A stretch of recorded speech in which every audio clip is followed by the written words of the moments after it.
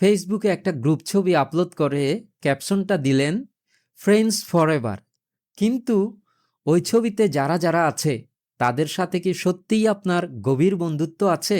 কারণ শুধুমাত্র কিছু আড্ডা বা হাসি ঠাট্টার উপর বন্ধুত্ব নির্ভর করে না।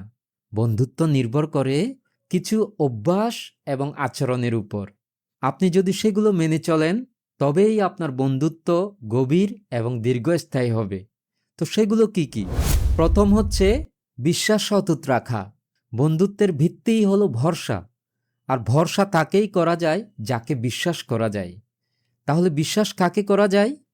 যে কথা দিয়ে কথা রাখে, যে গোপন কথা ফাঁস করে দেয় না। তাই বন্ধুত্ব দীর্ঘস্থায়ী করতে গেলে বিশ্বাস যেন না ভাঙে সেটা সব সময় মনে রাখা উচিত। দ্বিতীয় হচ্ছে নিয়মিত যোগাযোগ রাখা। শুধু প্রয়োজনে নয়, অপ্রয়োজনীয় খবর নিতে হবে। এই ব্যস্ত জীবনে ছোট্ট একটা মেসেজ কিংবা একটা 2 মিনিটের কল আপনার বন্ধুত্বকে আরও গভীর করবে, আরও আন্তরিক করবে। তৃতীয় হচ্ছে সম্মান দিন, তুলনা নয়। বন্ধুর সাফল্যে আন্তরিকভাবে খুশি হন, হিংসা নয়।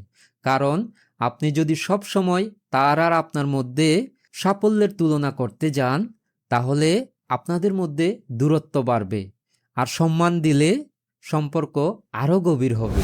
চতুর্থ হচ্ছে কঠিন সময়ে পাশে থাকা। ভালো সময়ে সবাই সঙ্গ দেয়, কিন্তু খারাপ সময়ে যে পাশে থাকে সেই হচ্ছে প্রকৃত বন্ধু। তাই সেই কঠিন সময়ে যদি আপনি হাত বাড়ান, তার পাশে থাকেন, তাহলে সেটা সে আজীবন মনে রাখবে এবং আজীবন আপনার প্রতি কৃতজ্ঞ থাকবে।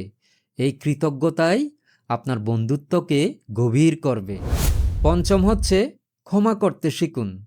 বন্ধুত্বের মাঝে শুধুমাত্র হাসি আনন্দ নয়, মাঝে মধ্যে ভুল বোঝাবুঝি হয়। সেই ছোটোখাটো ভুলগুলোকে যদি আপনি মনের মধ্যে গেঁথে রাখেন, আপনিও কষ্ট পাবেন, বন্ধুত্বও ধীরে ধীরে ফাটল ধরবে।